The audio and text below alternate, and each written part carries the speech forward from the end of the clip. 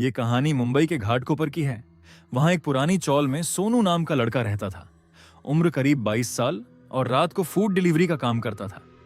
उस रात बारिश बहुत तेज थी। करीब 2 बजे सोनू आखिरी डिलीवरी करके घर लौट रहा था। पूरा रास्ता सुनसान, सिर्फ कुत्तों के भौंकने की आवाज और बीच बीच में बिजली चमक रही थी। तभी उसके मोबाइल पर एक नया ऑर्डर आया। लोकेशन देखकर सोनू थोड़ा चौंका, क्योंकि ऑर्डर एक बंद बिल्डिंग से आया था। उस बिल्डिंग में कई सालों से कोई नहीं रहता था। लोकल लोगों का बोलना था कि वहां पहले आग लगी थी, जिसमें एक पूरी फैमिली जल गई थी। सोनू ने ऑर्डर कैंसिल करने की सोची, लेकिन पैसे ज्यादा दिख रहे थे, तो वो चला गया। 10 मिनट बाद वो उस बिल्डिंग के सामने पहुंचा। पूरा बिल्डिंग अंधेरे में डूबा था। खिड़कियां टूटी हुई, दीवारें काली और अंदर से अजीब सी बदबू आ रही थी। मोबाइल में लिखा था फ्लैट नंबर 407। सोनू धीरे धीरे अंदर गया। लिफ्ट बंद थी, तो वो सीढ़ियों से ऊपर चढ़ने लगा। जैसे जैसे वो ऊपर जा रहा था, वैसे वैसे उसे लग रहा था जैसे कोई उसके पीछे चल रहा है, लेकिन पीछे मुड़ो तो कोई नहीं। आखिर वो 4th फ्लोर पर पहुंचा। पूरा फ्लोर अंधेरा था। बस आखिर में एक फ्लैट का दरवाजा थोड़ा खुला था, वो वही 407। सोनू डरते डरते आगे गया और बोला, ऑर्डर। अंदर से कोई जवाब नहीं आया। तभी उसका मोबाइल अपने आप वाइब्रेट हुआ।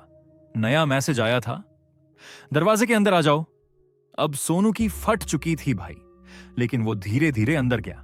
पूरा घर जला हुआ था, दीवारें काली, फर्नीचर आधा पिघला हुआ और अंदर एकदम सन्नाटा। तभी उसे किचन में किसी के रोने की आवाज आई। सोनू धीरे धीरे वहां गया और देखा एक छोटी लड़की जमीन पर बैठी रो रही थी। उसके बाल पूरे चेहरे पर थे। सोनू बोला, बेटा कौन हो तुम? लड़की धीरे धीरे खड़ी हुई और बोली, मम्मी को देखा क्या? उसकी आवाज सुनते ही सोनू डर गया, क्योंकि वो आवाज इंसानों जैसी नहीं थी। तभी अचानक पूरा घर हिलने लगा और सारे कमरे से जलने की बदबू आने लगी। सोनू भागने लगा, लेकिन तभी पीछे से लड़की जोर से चिल्लाई, रुको! सोनू पीछे मुड़ा और भाई, उस लड़की का चेहरा पूरा जला हुआ था, आंखें काली और शरीर से धुआं निकल रहा था। सोनू जान बचाकर बाहर भागा। वो सीढ़ियों से नीचे उतर रहा था, लेकिन जितना नीचे जाओ उतना वही फ्लोर वापस आ जाता। 4था फ्लोर, फिर 4था फ्लोर, फिर 4था फ्लोर। अब सोनू रोने लगा था।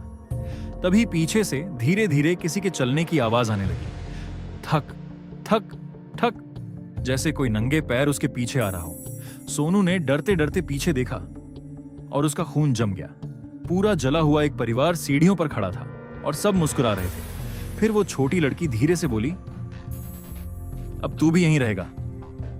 अगली सुबह लोगों को उस बिल्डिंग के बाहर सोनू की बाइक मिली, लेकिन सोनू कभी नहीं मिला। आज भी घाटकोपर की उस जली हुई बिल्डिंग के 4थे फ्लोर पर रात 2 बजे एक डिलीवरी बॉय के भागने की आवाज सुनाई देती है।